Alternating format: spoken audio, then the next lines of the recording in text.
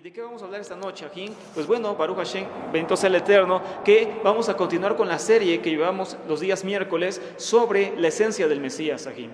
La esencia del Mesías, así se titula esta serie, y hemos visto varios subtemas en esta serie que nos ayudan a entender cuál es la esencia del Mesías, es decir, quién es realmente el Mesías. Y esto es por causa de las religiones que han inventado cosas sobre el Mesías, han dibujado un Mesías antihistórico, un Mesías inclusive no judío, un Mesías diferente al Mesías de Israel, y por eso es bien importante que nosotros podamos estudiar con la Escritura, por supuesto, quién es realmente Yeshua de Nazaret, Yeshua el Mesías. El tema que vamos a ver esta noche es sobre Isaías 9:6. Isaías 9:6, la divinidad del Mesías, en forma de pregunta. Isaías 9:6, la divinidad del Mesías. ¿Por qué se titula así el tema? Porque Isaías 9:6, en las versiones hebreas 9:5, es el pasaje más utilizado para enseñar que Yeshua es Dios en la tierra. El pasaje de Isaías capítulo 9, versos 5 en las traducciones judías y 6 en español, las traducciones en español, hablan del reinado del Mesías, hablan de que el Mesías vendría a esta tierra. Y estos pasajes, este verso en específico, describe a un Mesías muy diferente a otros pasajes.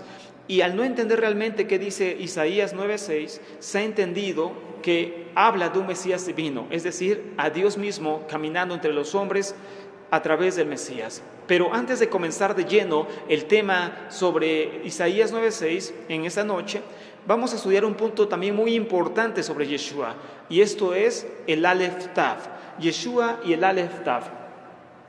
Hay un tema que dimos hace algunos meses sobre Yeshua y el Aleph Tav, y vimos cómo estas palabras hebreas, que en griego se tradujeron como alfa y omega, que significa el principio y el final, estas palabras del principio y el final en la tradición judía hablan sobre la manifestación del Eterno en esta tierra, y sobre eso ya hay un tema.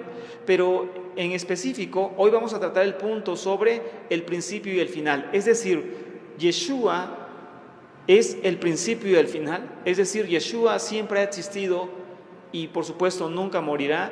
Vamos a ver esto muy conscientemente según el testimonio que nos da la Escritura, Jim. Ese término del Aleph Tav o Alfa Omega que aparece en Apocalipsis indica algo semejante a lo que estudiamos en la clase pasada cuando veíamos el tema sobre Melquisedec, que es un rey sin principio ni fin de días y sin genealogía.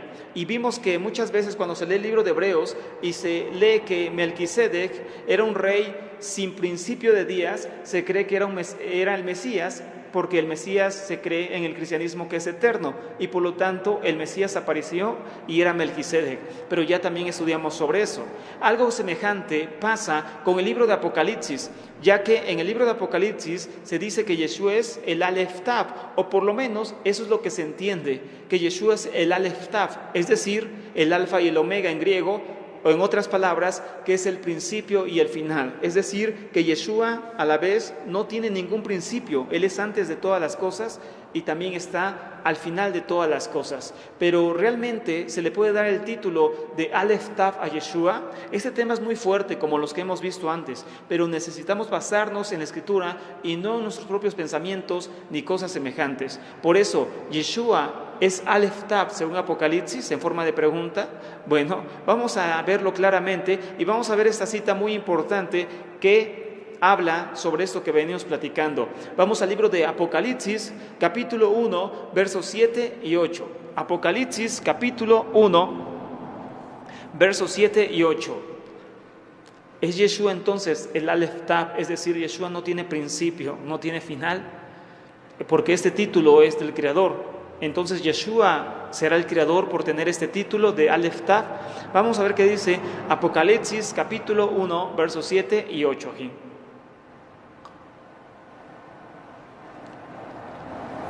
Es importante, Ajim, que estemos checando continuamente la Escritura. Es importante que la estemos comprobando, que estemos viendo si realmente, Ajim, esto es lo que dice la Escritura, que tengamos la Escritura como les he platicado, inclusive físicamente. No es una forma anticuada de hacerlo, sino todo lo contrario. Necesitamos una Escritura y necesitamos estarla analizando y escudriñando continuamente. Apocalipsis capítulo 1, versos 7 y 8, espero que lo tengan aquí, ahí frente a ustedes, dice lo siguiente: He aquí que viene con las nubes, y todo ojo le verá, y los que le traspasaron, y todos los linajes de la tierra harán lamentación por él. Sí, amén. Yo soy el alfa y el omega, en hebreo Aleph Tav. Yo soy el alfa y la omega, Aleph Tav. Principio y fin, dice el Señor, el que es, el que era y el que ha de venir, el Todopoderoso. Bueno, entonces cuando leemos esta cita de Apocalipsis 1, verso 8 en específico, y sobre todo, pareciera decir que Yeshua es el Creador mismo. Parece describir a Yeshua como el Creador mismo, como el Todopoderoso, como el que es, el que era, el que va a venir, es decir, Yeshua, como el principio y el fin, el Aleph Tav, y en hebreo se conoce como el Ein Sof, que es como lo más alto en conocimiento, el Ein Sof, es el eterno. Pero bueno, ese es otro tema. El caso es que el Aleph Tav se le dice a Yeshua, el principio y el fin. Y entonces, leyendo ese pasaje, por supuesto, cualquier persona instruido en la religión que llevamos, me refiero desde niños, que es el cristianismo, por supuesto que va a pensar que Yeshua es el Dios Todopoderoso, porque eso parece decir este verso 8. Pero vamos a ver si realmente esto es así, Ajín. Ahora también quiero que vayamos a Apocalipsis 22, verso 13. Apocalipsis 22, verso 13, Ajín. Apocalipsis 22, verso 13, para que veamos otra cita sobre esto, sobre el Aleph Tav, traducido al griego como alfa y omega, que es la primera y última letra del abecedario griego o del alefato hebreo. El alfa y el omega, el Aleph Tav. Apocalipsis 22, verso 13. Hay muchos ajín que tienen esta duda porque hemos estado estudiando esto en los últimos temas y entonces claramente hay esas dudas, hay esas preguntas, que si Yeshua no es Dios, no es Elohim, ¿por qué dice esto la Biblia? ¿Por qué dice esto la Escritura? Bueno, Apocalipsis 22, verso 13 dice así, ajín: Yo soy el alfa y la omega, el principio y el fin, el primero y el último. Yo soy el alfa y la omega, el principio y el fin, el primero y el último, el Aleph Tav, el principio y el fin. Bueno, este verso no tiene su verdadero sentido si no leemos antes aquí el verso 6. Ahí mismo en Apocalipsis capítulo 22, pero verso 6 dice lo siguiente aquí. Ahí arribita dice lo siguiente, para que tengamos el verdadero sentido de lo que dice el verso 13 y lo entendamos correctamente. Dice Apocalipsis 22, 6, dice: Y me dijo, esas palabras son fieles y verdaderas, y el Señor, el Dios, el Elohim de los espíritus de los profetas, ha enviado su ángel para mostrar a sus siervos las cosas que deben suceder pronto. ¿Qué quiere decir esto, Ajín? Bueno, leyendo todo este pasaje, este capítulo de Apocalipsis, lo que nos está diciendo la Escritura, Ajín, es que el Eterno mismo es el que está mandando a su ángel para que dé esta revelación. Es decir, Ajín, eso ya lo estudiamos en temas pasados, que el Eterno envía a su ángel. Antes se le conocía como el ángel del Señor. El Eterno envía a su ángel, lo envía en su nombre, y este ángel se presenta como si fuera el Eterno mismo y se atribuye títulos que solamente le corresponden al Eterno. Y es por eso que cuando este ángel habla con Yohanan, con Juan, él se autonombra el principio y el fin, el primero y el último, el Aleph Tav, como si él mismo lo fuera, pero es el Eterno hablando a través de este ángel. Ese tema ya lo vimos hace algunas semanas y se llama el ángel del Señor Yeshua, para que ustedes lo puedan repasar y vean que no estamos inventando nada, sino que hay muchas citas, hay infinidad de citas que hablan de cómo el Eterno bendito sea Jin se manifiesta a través de sus ángeles, y cuando los ángeles hablan al hombre, hablan como si fueran el Eterno mismo. Eso ya lo estudiamos hace algunas semanas, pero Apocalipsis, nuevamente capítulo 1, ahora en el verso 17, dice lo siguiente. Leímos el verso 7, ahora el verso 17 dice lo siguiente. Apocalipsis capítulo 1, verso 17 dice: Cuando le vi, caí como muerto a sus pies, y él puso su diestra sobre mí, diciéndome: no temas, yo soy el primero y el último. ¿Ok? Aquí está hablando Yeshua. Ahora bien, vamos a entender esos pasajes con otra óptica, con otra mirada diferente a como se lee en el cristianismo. Entonces, el Creador mismo se presenta, como ya estudiamos, a través de títulos como Adonai, Adón, Adoní, Elohim, etc. Títulos que, como ya vimos, no son exclusivos de la divinidad. Es decir, el Creador, bendito sea Jim, se presenta a través de varios títulos, y los ángeles que representan al Creador toman todos esos títulos. Pero estos títulos no se deben de ligar siempre con divinidad, Ajín. Es decir, Ajín, que cuando alguien, eso ya lo estudiamos, cuando alguien ve en hebreo la palabra Elohim, es un título, no es un nombre propio, y por lo tanto no se tiene que ligar de inmediato al Creador, porque Elohim puede ser los ángeles, ya lo estudiamos, pueden ser los reyes, pueden ser los jueces, inclusive a dioses paganos también se les nombra Elohim en la Escritura. Es decir, todos estos son títulos, mas no son nombres propios del Creador. Así que todos estos títulos los puede tomar inclusive un ángel, pero no significa que ese ángel o ese ser sea el Eterno mismo. Ahora bien, por ello, el título de el primero y el último no implica necesariamente un título de divinidad.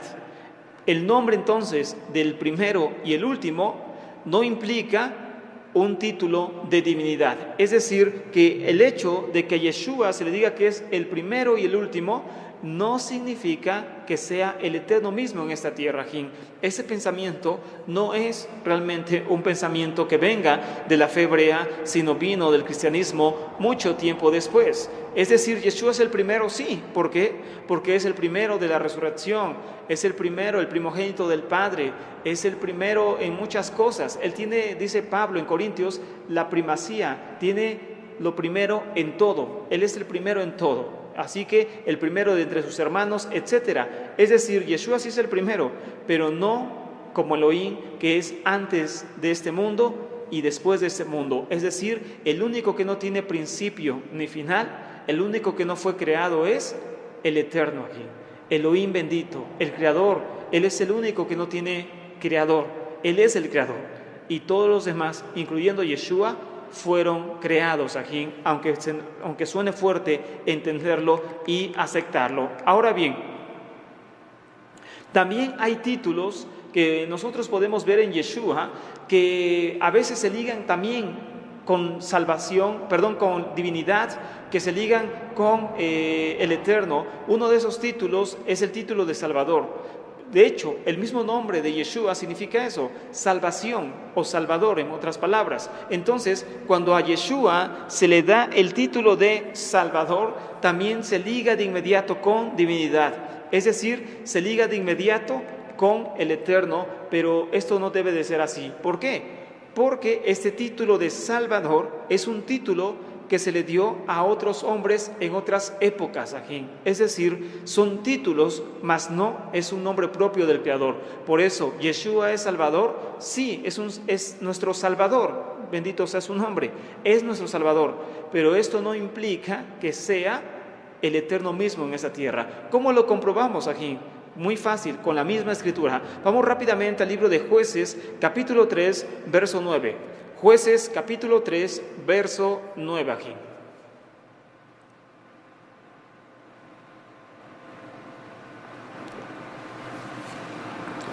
En Jueces capítulo 3, verso 9, vemos esto que es bien importante en esta noche.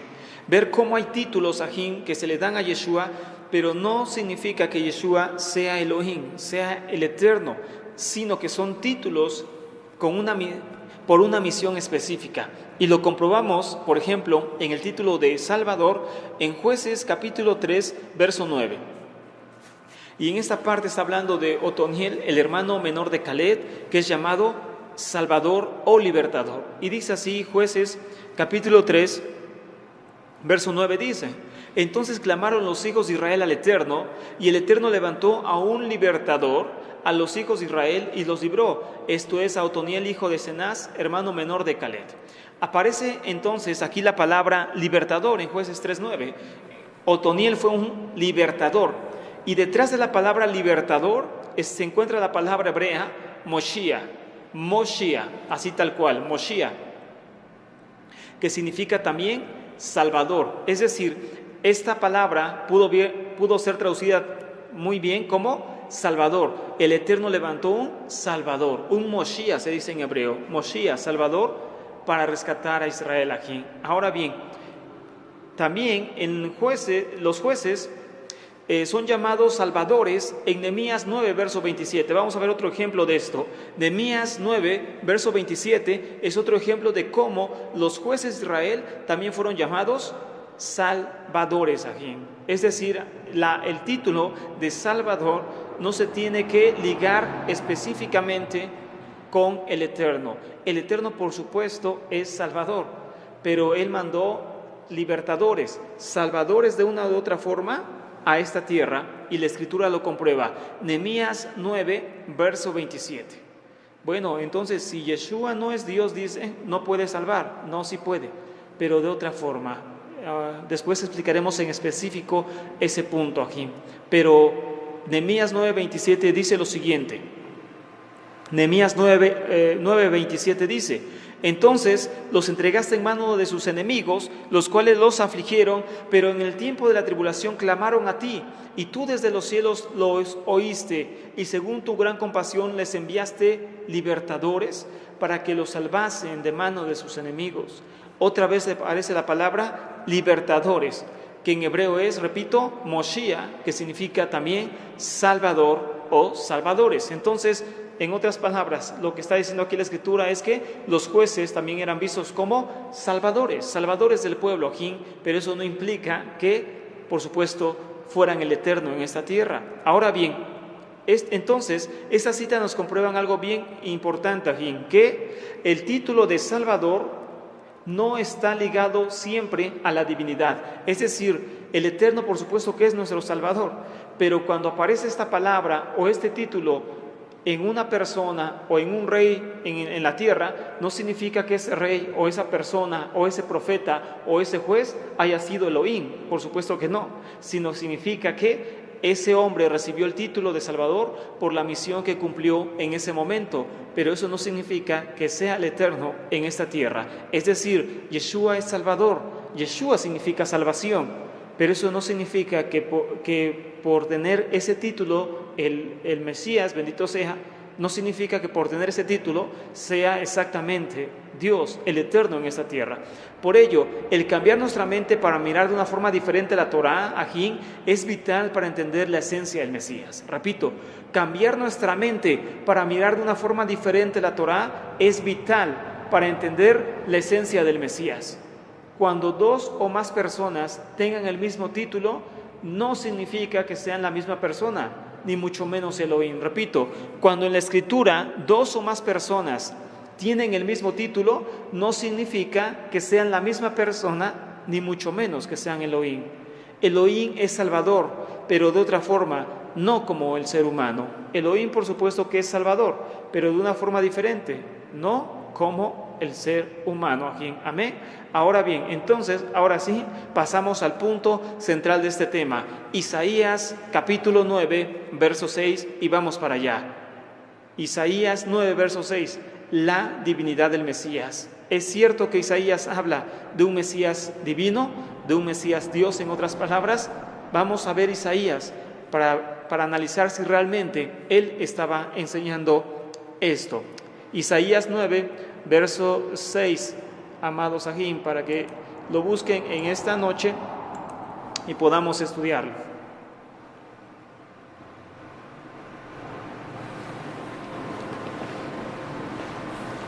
Isaías capítulo 9, verso 6, Ajim. Amén.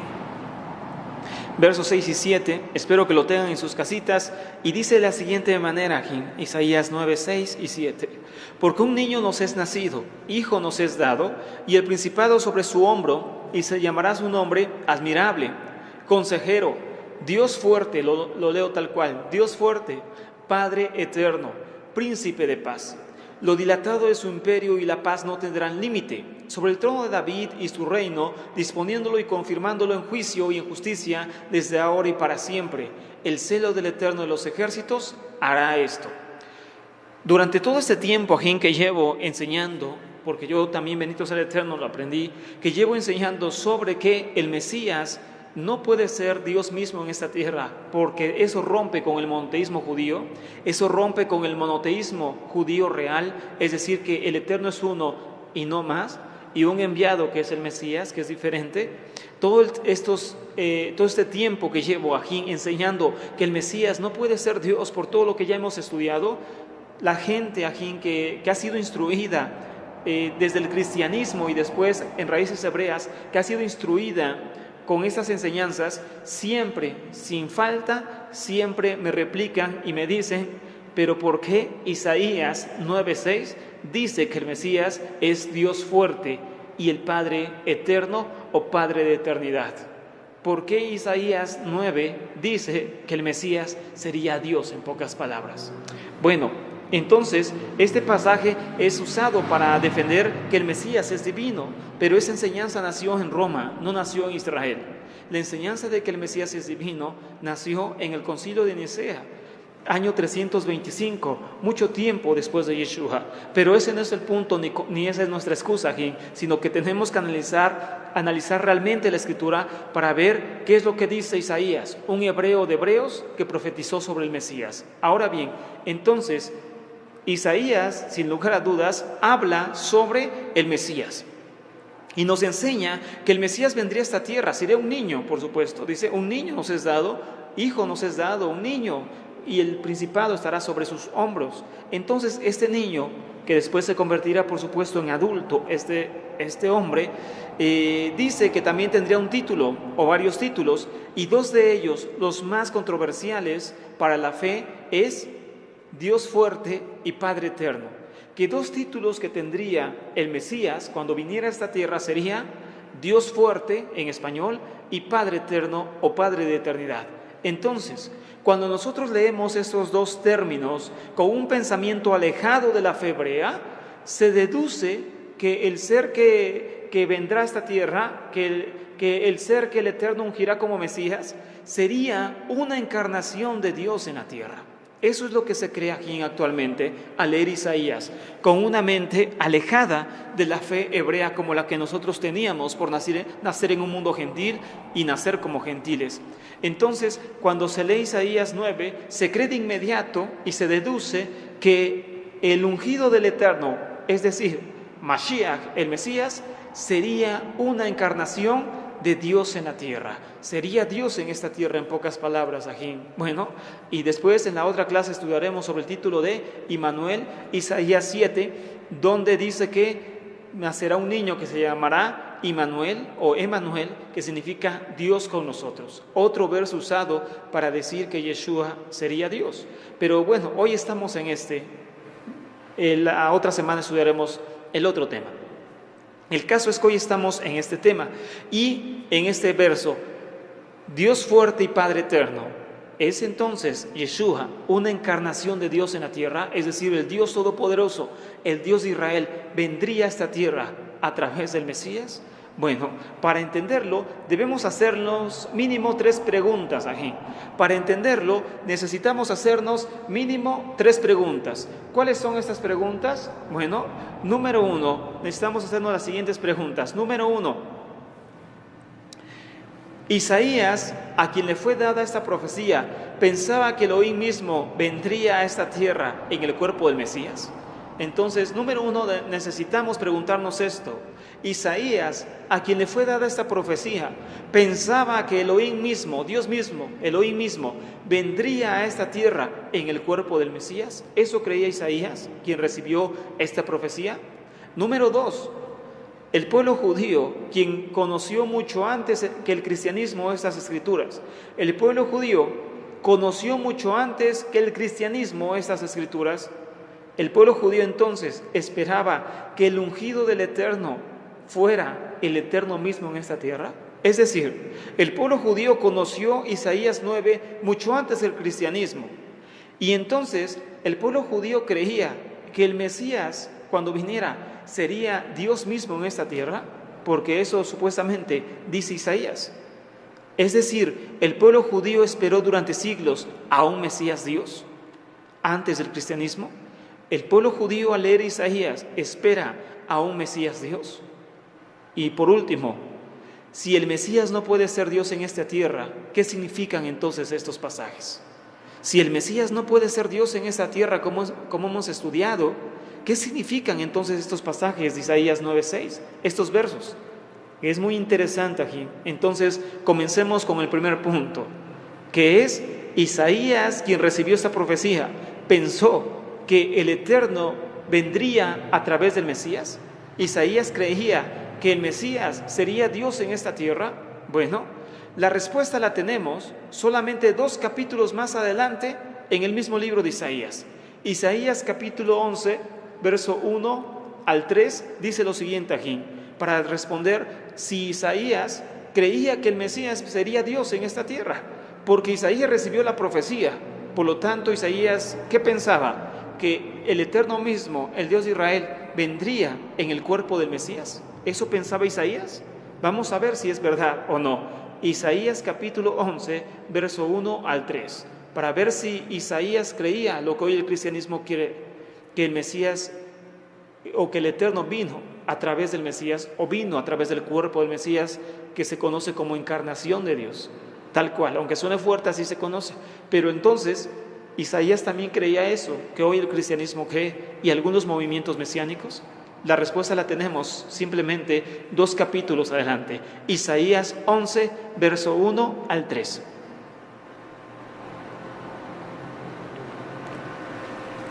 Isaías 11, verso 1 al 3, dice lo siguiente aquí: saldrá una vara del tronco de Isaí, y un vástago retoñará de sus raíces, y reposará sobre él el espíritu del Eterno, espíritu de sabiduría y de inteligencia, espíritu de consejo y de poder, espíritu de conocimiento y de temor del Eterno, y le hará entender diligentemente en el temor del Eterno.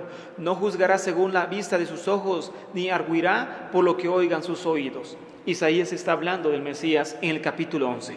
Pero aquí vemos algo bien interesante que no se ve en Isaías 9, donde dice que el Mesías sería el Dios fuerte y el Padre eterno. En esta cita podemos ver claramente que Isaías visualizó al Mesías como un ungido, un juez justo para Israel, un juez con temor al Eterno, según el verso 3, y por lo tanto una clara separación entre el Eterno y el Mesías aquí. Es decir, en Isaías 11 dice el profeta que el Mesías tendría temor del Eterno. Y si el Mesías, como cree el cristianismo, es Dios en esta tierra, ¿cómo el Mesías va a tener temor de Dios si Él es Dios? Es como si yo dijera, yo tengo temor de mi Padre, pero yo soy mi mismo Padre. No tendría lógica, no tendría sentido. Es lo mismo en este verso. Si nosotros creemos que el Mesías es Dios, ¿cómo el Mesías, según Isaías 11, va a tener temor al Eterno? Dice el verso 3, y le hará entender diligentemente en el temor del Eterno. Otras traducciones lo traducen un poquito más claro. Léanlas en otras traducciones y dice, el Mesías tendrá temor del Eterno, será obediente al Eterno. Es lo que dicen otras traducciones. Es decir, si el Mesías es Dios, ¿cómo puede ser obediente a otro Dios? ¿O cómo puede ser obediente a Él mismo? ¿Cómo puede ser obediente a otro ser si Él es mismo? Si Él es Dios, según Isaías 9:6, ¿cómo el Mesías puede tener temor de Él mismo? O de Dios si Él es Dios. No tiene lógica, Jim.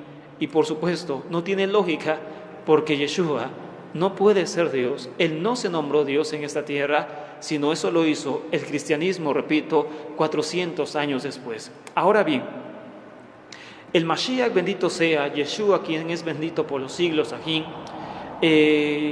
nos dijo él mismo muchas cosas, pero ahora vamos hacia allá. Isaías, entonces, como hebreo de nacimiento, Isaías era un hebreo, un judío de nacimiento, un hebreo, y entonces por ello Isaías no podía concebir la idea de que el Elohim Todopoderoso, el Eterno Todopoderoso, viniera a la tierra manifestado en un hombre, así como los paganos de otras naciones visualizaban a sus dioses aquí. Estas ideas de que los dioses vienen a la tierra inclusive a través de una mujer y todo eso, esas ideas vienen del paganismo aquí, aunque suene fuerte, y después veremos ese tema. Esas ideas vienen, por ejemplo, de los griegos, quienes creían que los dioses se manifestaban al ser humano. Por un tiempo se manifestaban y regresaban a su estado de dioses. Eso creían los paganos. Isaías no era un pagano, Isaías era un hebreo de nacimiento, y él nunca podía pensar eso, que el Dios de Israel viniera a la tierra a través de una persona. Lo que sí creía Isaías es que el ungido del Eterno, es decir, el Mesías, nacería a través de una doncella en el tiempo predicho, bendecido de una forma diferente para cumplir su misión en esta tierra. Por supuesto que eso es lo que sí creía Isaías y no otra cosa aquí. Ahora bien, pregunta número 2 que contestaremos esta noche. El pueblo judío, a quienes fueron confiados los oráculos divinos, según Romanos 9:4, el pueblo judío que tiene la Torá desde siempre y que leyó este pasaje antes que el cristianismo, el pueblo judío entonces creyó por causa de Isaías 9:6 que el ungido del Eterno sería en realidad el Eterno mismo. Es decir, el pueblo judío esperaba que Dios viniera a través del Mesías. ¿Eso esperaba el pueblo judío hace miles de años? Bueno, cuando en hebreo se dice, en hebreo, Pele Yoetz, El Gibor, Abiad, Sar Shalom, que significa admirable consejero, Elohim todopoderoso, Elohim poderoso, Padre de eternidad, príncipe de paz. Se está refiriendo a los atributos de Elohim que tendría el Mesías. ¿Qué significa Isaías 9:6? Bueno, esto, que este pasaje se está refiriendo a los atributos de Elohim que tendría el Mesías en la tierra. Para ver el pensamiento judío, vamos a ver una de sus más recientes versiones sobre Isaías 9:6, para que nosotros entendamos cómo pensaba y cómo piensa el pueblo judío de Isaías 9:6, algo que nos va a sorprender en esta noche. Ahora bien, una de las traducciones más actuales de Isaías 9:6, del hebreo al español, hecha por judíos, dice lo siguiente. Escuchen cómo se traduce realmente Isaías capítulo 9, verso 6, dice: por cuanto nos ha nacido un niño, se nos ha dado un hijo, sobre cuyo hombro está el mando, y su nombre es Pele Yoetz, El Gibor, Abiad, Sar Shalom, que significa consejero es Dios Todopoderoso, Padre Eterno, Príncipe de la Paz. Biblia hebreo-español por Moisés Katznelson traduce así este pasaje. Biblia hebreo-español por Moisés Katznelson traduce Isaías 9:6 de esta manera. Es decir, aquí, si nos damos cuenta, aquí se entiende algo diferente a lo que se entiende en la versión Reina Valera. Es decir, que el Eterno es el Todopoderoso, el Consejero Todopoderoso, no el Mesías como tal, sino el Eterno. Y el Eterno unge al Mesías para representarlo en esta tierra. Eso es lo que quiere decir Isaías 9:6. Pero sin lugar a dudas, el problema es que algunos van a decir, bueno, esta versión es judía, esta traducción es judía, y entonces por ello está hecha para desconocer a Yeshua como Mesías y quitarle toda divinidad. Entonces esta traducción que acabas de leer es de los judíos, y los judíos no creen en Yeshua ni creen que sea Dios, por lo tanto no la puedo tomar. Bueno, está bien, mas sin embargo veamos otra traducción en español, pero ahora no traducción judía, sino una versión inclusive católica cristiana que confirma la mala traducción de este pasaje en la Biblia Reina Valera. Es decir, Isaías 9:6 está muy mal traducido en la Biblia Reina Valera, y esto fue hecho para que los cristianos confirmaran que el Mesías era Dios, según su enseñanza. Pero en otras versiones, inclusive aquí, cristiano-católicas, no traducen de la misma forma Isaías 9:6. Y se las voy a leer a continuación para que ustedes vean que esto es real aquí. Repito, la versión hebrea no traduce así Isaías 9:6, sino que habla del Eterno y de la unción del Mesías. Pero repito, muchos dirán, eso es judío, yo no lo tomo porque no creen en Yeshua. Bueno, les voy a leer Isaías 9:6 en una Biblia católica, cristiana, por supuesto. Y miren qué dice una Biblia cristiana bien traducida en Isaías 9, verso 6. La Biblia se llama Nueva Biblia Española, edición 1975. Repito, para que aquel que la quiera comprobar lo pueda hacer. Nueva Biblia Española, año 1975, traduce de la siguiente forma Isaías 9:6. Esta, repito, es una traducción cristiano-católica, no judía, y lo traduce así. Isaías 9:6 dice: y se llama milagro de consejero, guerrero divino, jefe perpetuo, príncipe de la paz.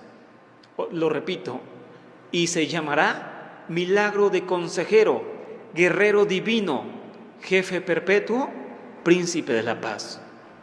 ¿Se parece entonces aquí este pasaje en algo al pasaje de la Reina Valera donde dice Dios poderoso, Padre eterno, etcétera? ¿Se parece el pasaje? Por supuesto que no. Y es el mismo pasaje. Pero ¿cuál es la diferencia? Que la traducción es diferente. Y la traducción es diferente porque está bien traducido a pesar de ser católico. Y los católicos, por supuesto, son los que enseñan que el Mesías es Dios. Entonces, esto significa, que este pasaje ha sido mal traducido y por ello mal entendido durante mucho tiempo. Pero alguno dirá otra vez, ¿pero por qué creerle a una sola versión cristiana que concuerda con la versión judía y no creerle al resto de las Biblias cristianas que no lo hacen? Es decir, ¿no tendría mayor peso una versión cristiana que 100 versiones que lo traducen de una forma diferente? Es decir, 100 versiones de la Biblia cristiana como Reina Valera, como la que tengo acá, 100 versiones de la Biblia, entre ellas Reina Valera, traducen de una forma diferente, como dándole divinidad al Mesías en Isaías 9:6. Y una traducción cristiana, una traducción judía en español y otra traducción cristiana que después les voy a decir, traducen de otra forma Isaías 9:6 sin darle divinidad al Mesías. Algunos dirán, entonces, ¿por qué voy a tomar una sola versión y voy a desechar 100 que digan lo contrario? ¿Qué acaso no tendrá mayor peso 100 versiones que una sola que lo traduce diferente? Y sería razonable, ¿verdad? Pero bueno, entonces, para entender por qué una versión tiene la razón y no 100 que fueron traducidas diferentes, vamos a estudiar el significado y uso de las palabras más controversiales en este pasaje, que es El Gibor, Dios fuerte, y Abiad, Padre eterno, en su idioma original, que es el hebreo. Ahora bien, comencemos también con otra traducción muy popular aquí, inclusive dentro del cristianismo, y esta traducción es la versión Septuaginta. La versión Septuaginta, como ya hemos estudiado, se tradujo 300 años antes del Mesías por 70 sabios judíos del Sanedrín en Alejandría, era Egipto. Entonces, la Septuaginta se tradujo aquí por 70 sabios judíos. Es la versión griega más aceptada por el mundo cristiano y más antigua que los escritos masoretas que datan del siglo X después del Mesías. Entonces, la versión Septuaginta es la versión más usada por el cristianismo en griego. Es la más usada, no hay otra, Septuaginta, que tiene más peso inclusive que los escritos masoretas del siglo X en hebreo. Entonces, ¿cómo traduce Septuaginta Isaías 9:6? ¿Cómo lo traduce aquí? Para ver si una traducción tiene la razón o 100 que lo traducen diferente. ¿Quién tiene la razón? ¿La Biblia que le da divinidad al Mesías en Isaías 9:6 o la Biblia que no lo hace? Septuaginta nos da un claro mensaje y una clara respuesta. Y dice de la siguiente forma, la versión Septuaginta, traducción al inglés de Sir Lancelot Breton, y dice lo siguiente en Isaías 9:6. Escuchen aquí. Y su nombre se llama el mensajero del gran consejo. Y su nombre se llama el mensajero del gran consejo, poderoso potentado, príncipe de paz. Eso es lo que dice la versión griega Septuaginta traducción de Sir Lancelot de Brecton. Entonces, en esta traducción de la Septuaginta al inglés y después al español, se entiende que en ninguna parte aparece la palabra Dios fuerte y será llamado Dios fuerte, ni tampoco aparece la palabra Padre de eternidad. Es una versión más corta que la versión masoreta, pero a fin de cuentas la idea es la misma. El Mesías no es Dios, sino que se le atribuye atributos, valga la redundancia, del Eterno. Es un guerrero del Eterno y por eso así es traducido. Ahora bien, como conclusión de este segundo punto e introducción al siguiente, entendemos que el pueblo judío nunca pensó o tuvo la creencia de que Dios mismo vendría manifestado en el Mesías. Nunca lo hizo. La prueba está en la versión Septuaginta hecha por judíos 300 años antes y la prueba está en las versiones modernas del pueblo judío.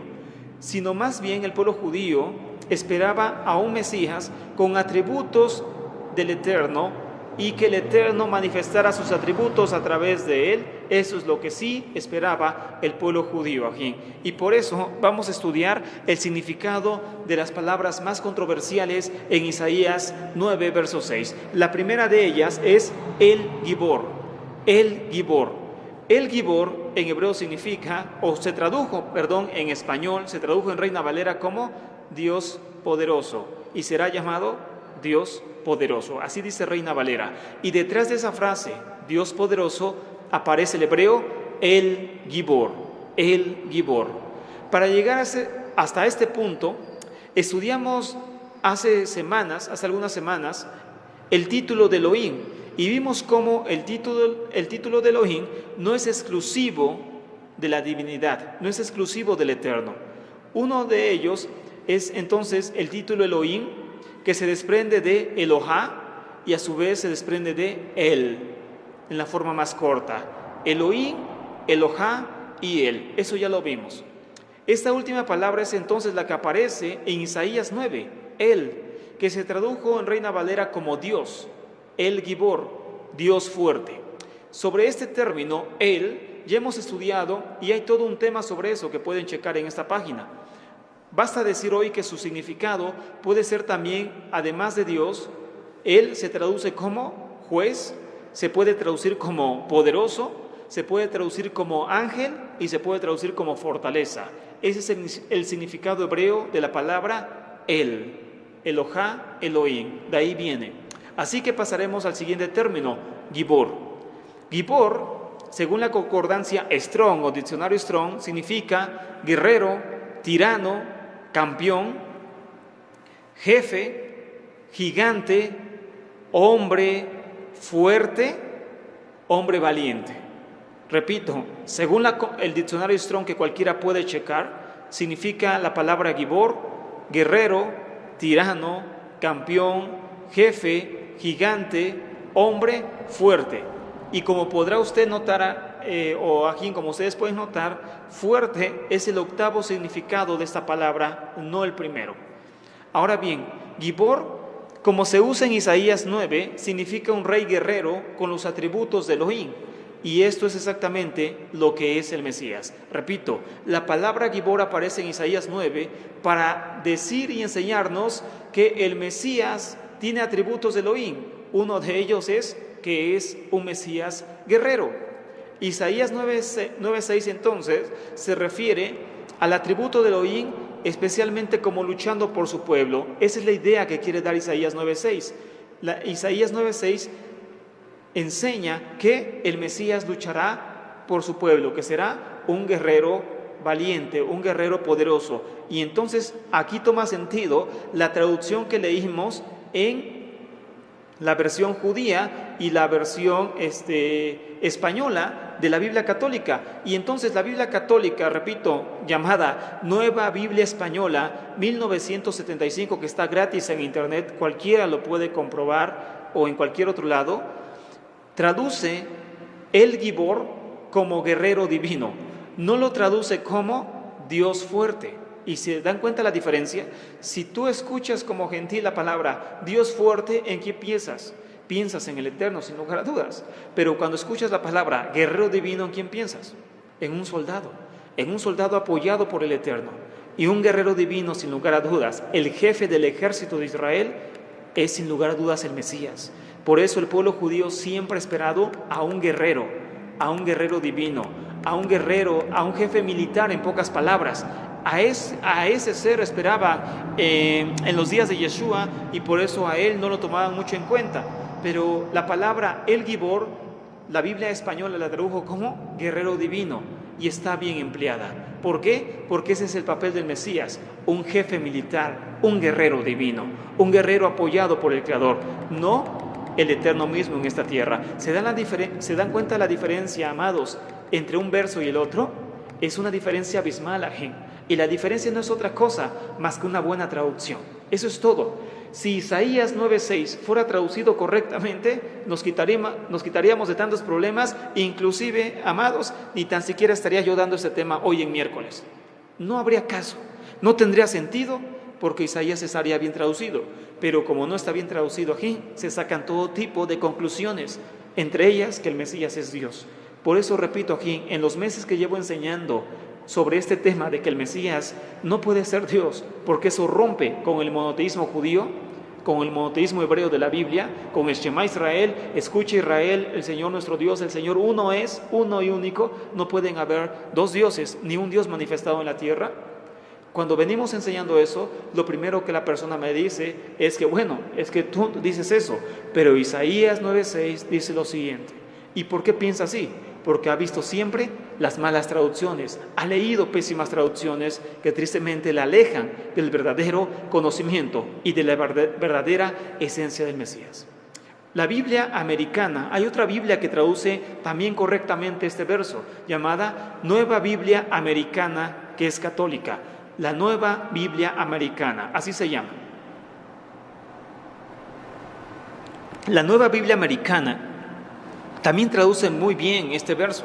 Y entonces la Nueva Biblia Americana, que es católica, después de traducir este verso lo más correcto, no tanto, pero sí en algunas partes lo hace correctamente, tiene las siguientes notas para clarificar el entendimiento de este verso por parte del lector. Y sorprendentemente, aun siendo una versión cristiana, no le atribuye ninguna divinidad al Mesías en este verso. Repito, esta es una versión cristiana llamada la Nueva Biblia Americana. La Nueva Biblia Americana traduce mejor Isaías 9:6 y al pie de página, es decir, en sus comentarios de abajo, trae lo siguiente. Escuchen, amados, esto lo pueden comprobar. Repito, todo se puede comprobar. Y la Nueva Biblia Americana, en sus comentarios de pie de página, trae la siguiente explicación sobre Isaías 9:6, a pesar de ser cristiana.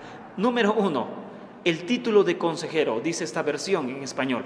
Número 1, el título de consejero. Consejero admirable, dice Isaías. Esto se refiere por la sabiduría y prudencia que tendrá el Mesías. ¿Por qué es consejero admirable? Porque tendrá sabiduría y prudencia el Mesías. Número 2, Dios héroe, así lo traduce esta versión. En vez de decir Dios poderoso, la traduce como Dios héroe.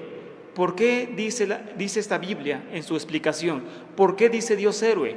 Porque el Mesías será un guerrero y defensor de su pueblo como Dios mismo. Imagínense.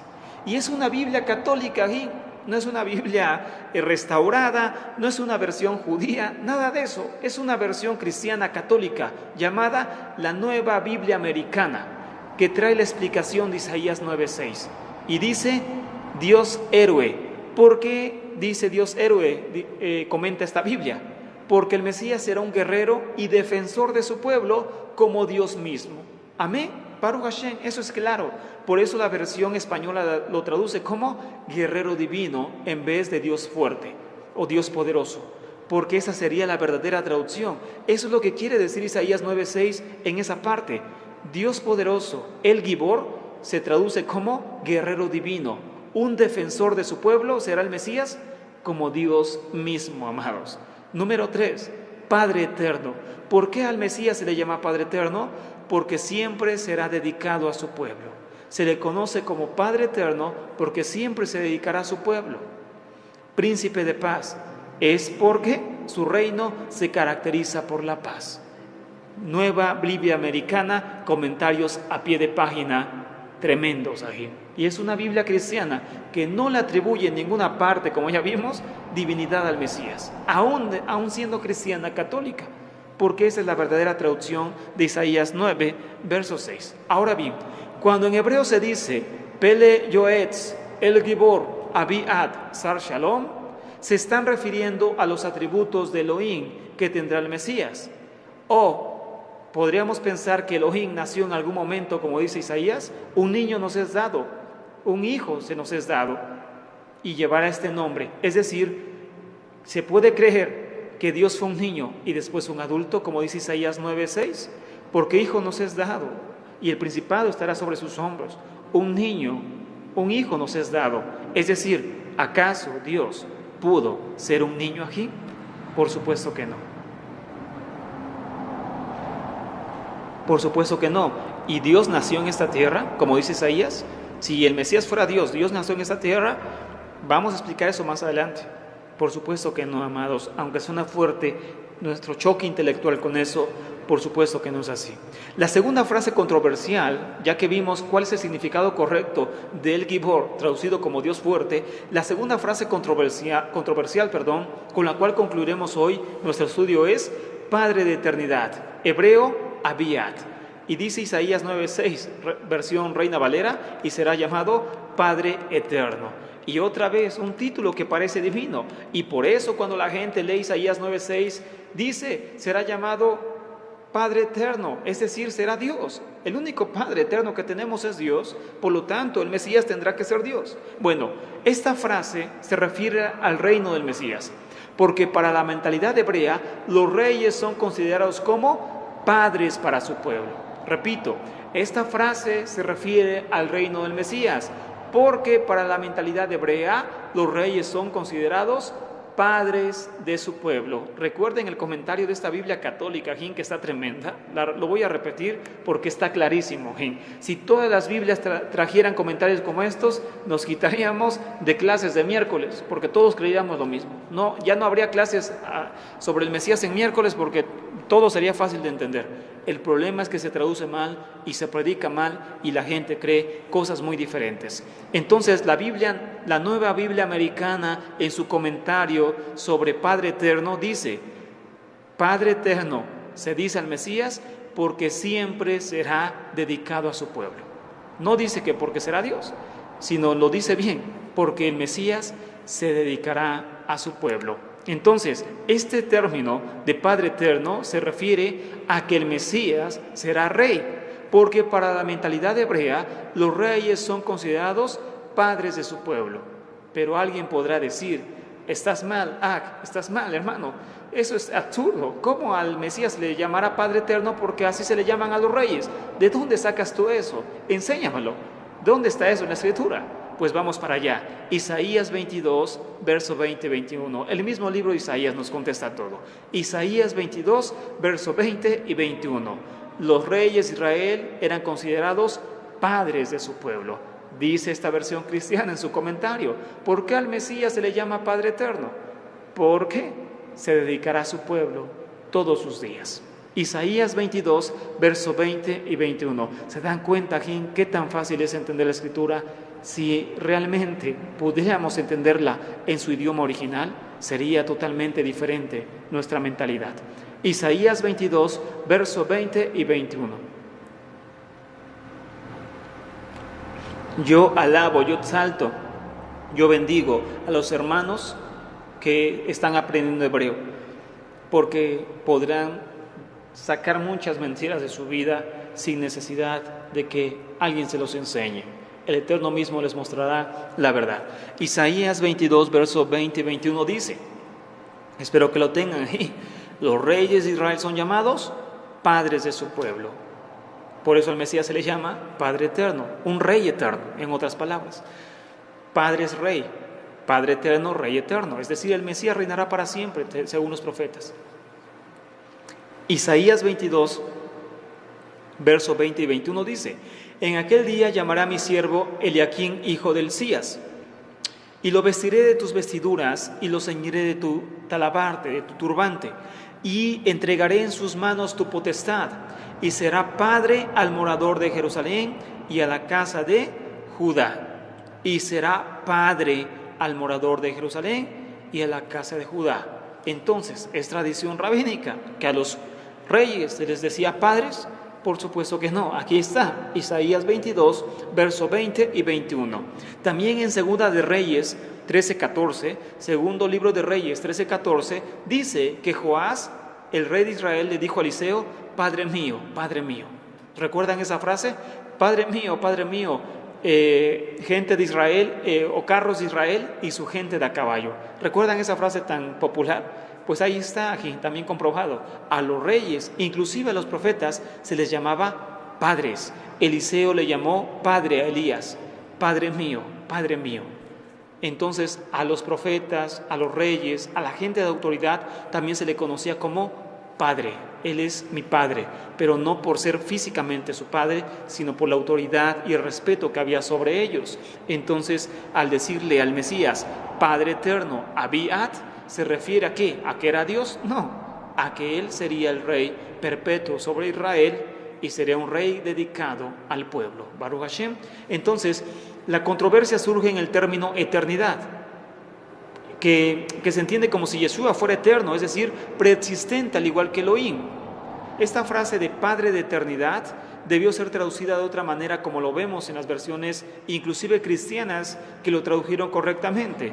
Por ejemplo, repito, la Biblia española 1975 dice: porque un niño nos es nacido, hijo nos es dado, lleva el cetro del principado y se llama milagro de consejero, guerrero divino, jefe perpetuo, príncipe de la paz. Jefe perpetuo, ya ven, versión Biblia española 1975, repito, cristiana, católica y todo lo que quieras, y tradujo con todo eso bien esta parte de la escritura. La pueden buscar en internet, es totalmente gratis, en su celular o donde gusten, es totalmente gratis. Hay una página que se llama bibliatodo.com, donde hay bastantes versiones de la Biblia, y ahí está esta, la pueden comprobar gratis, sin pagar nada, a través de internet. Biblia española 1975, traduce, en vez de Padre eterno, jefe perpetuo. ¿Por qué? Porque esa es la idea, un jefe, un rey para siempre sobre Israel. La versión Septuaginta en español lo traduce como Padre del futuro siglo, Padre del futuro siglo, Padre del futuro siglo, no Padre eterno, sino Padre del futuro siglo. Versión Septuaginta en español. Biblia latinoamericana católica, la Biblia católica que casi todo el mundo tiene, que se llama latinoamericana. Biblia latinoamericana católica lo traduce como Padre que no muere, príncipe de la paz. Padre que no muere, príncipe de la paz. ¿Se dan cuenta? Otro mensaje aquí. Y es la Biblia católica aquí, ni tan siquiera una Biblia que nosotros hayamos inventado. La Biblia latinoamericana que muchos tienen en su casa lo dice, revísalo. Padre que no muere, príncipe de la paz. ¿Dónde está la divinidad ahí? En ninguna parte. Biblia de Jerusalén católica, también otra Biblia que todos tienen. La Biblia de Jerusalén, que es católica, lo traduce siempre Padre, príncipe de paz. Y se llamará siempre Padre, príncipe de paz. Amén. Entonces, ¿a dónde vemos la divinidad? En ninguna parte. Se refiere a títulos, atributos de Elohim que tendría el Mesías en esta tierra. Es decir, el Gibor, que se traduce como Dios poderoso, ¿se refiere a qué? Se refiere a un guerrero divino, como ya lo explicamos y comprobamos, y Padre eterno se refiere a qué? A un rey sobre Israel y sobre la tierra para siempre, no a una divinidad. Ahora bien, como vemos, a pesar de que estos grupos cristianos son los principales defensores de la divinidad del Mesías, no variaron su significado original de esos pasajes, y eso hay que festejarlo. No variaron su significado, están bien traducidos. Conclusión del tema de esta noche, amados hermanos, amados aquí. Mashiach es un rey que representa a Elohim y no un Dios caminando entre los hombres, como empezó a enseñar el cristianismo, ya separado de su verdadero origen e influenciado por la tradición pagana siglos más tarde. Repito, conclusión de este tema. Mashiach, Yeshua el Mesías, nuestro Mesías que bendecimos, que amamos tanto, Mesías, Mashiach, es un rey que representa al eterno, a Elohim, y no un Dios caminando entre los hombres como empezó a enseñar el cristianismo, ya separado de su verdadero origen e influenciado, además de eso, por la tradición pagana siglos más tarde. Eso no es realmente lo que el Mesías vino a enseñar. Así que aquí yo creo que el tema es muy claro, están las citas, están las traducciones y está toda la libertad para comprobar lo que hemos estudiado esta noche. Así que, amados, yo creo que el Eterno nos ha dado mucha luz esta noche y mucha revelación de su palabra. Bendito es el Eterno que no nos ha contado entre las naciones, sino que nos ha dado una fe especial, la fe hebrea, la fe de Yeshua. Baruch Hashem aquí, hasta acá el tema entonces de esta noche, y entonces vamos a agradecer al Eterno por su bendita palabra.